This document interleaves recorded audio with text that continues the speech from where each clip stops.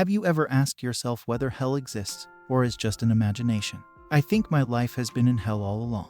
This is my true story. My dad got a job serving a rich family who lived in a huge house. Their boy was crazy, losing his mind from excessive study, and they kept him locked in the attic. My dad's role was to provide him with meals. The mad boy was scared of his parents if he left any uneaten food. His mom and dad would come up to shout at him.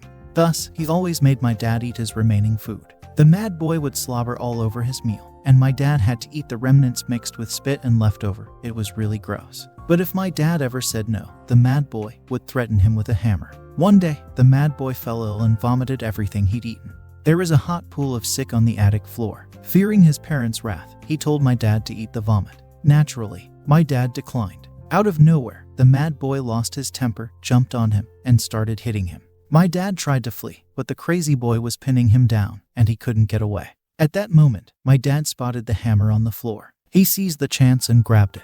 A few minutes later, he had bludgeoned the mad boy to death with the hammer. Later, when the mom and dad found their son dead, they didn't question him. The matter was swept under the rug, and my dad was asked to leave. He figured they were likely relieved to be free of their crazy son who was such a disgrace. He then went to see his sister, who worked in a factory, but he was too late when he got there. They overworked her so much that she caught pneumonia and died. She was always weak, and the strain on her body was too overwhelming for her. After his sister's death, my dad became a wandering thief. He frittered away all the money he stole through gambling. On his back, he got a tattoo of a striking vampire bat. Before long, he noticed he was walking the same path as his father. He knew that if he didn't change his ways, he'd meet the same end as his dad. So, he moved to a different country to make a better life for himself. There, he found a job at a pig farm, which didn't pay much but was decent work. He met a young woman, and over time, they got married and had a baby. In a foreign land, he became a soldier. He killed countless people during a terrifying war. After a while, he believed that the more enemy soldiers he killed, the sooner the war would end, allowing him to reunite with his family.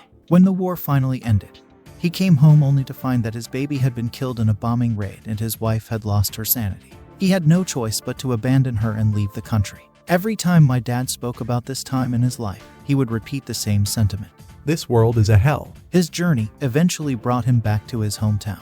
There, he met my mom, and they got married. Soon after, they had 2 children, my older brother and me. As a kid, I remember my dad sitting at the kitchen table every night, drowning his sorrows in alcohol. He always wore a severe frown on his face. Life had been hard for him. My dad despised me. Each time he drank, he became violent. He often beat me until I was covered in bruises. Sometimes, I was afraid he might kill me. One day, my mom asked me to take lunch to my dad at the slaughterhouse. When I got there, I found him in the yard under the scorching sun, slaughtering pigs. He was bare-chested and was killing the pigs with a baseball bat. It was a terrifying sight. The pigs squealed and grunted as they were killed. I watched my father work, horrified, and saw his vampire bat tattoo. Its eyes seemed to glow red as it moved back and forth on his sweaty back. His face and body were stained red with blood, and he looked like a demon from a nightmare. One cold winter night, with snow falling steadily outside, my father didn't return from work. My mother sent me out to find him. I discovered him floating face down in the river. His swollen body was submerged in the frigid water, amidst trash and deceased animals. He resembled the obese pigs he used to slaughter. My older brother was another victim of alcoholism.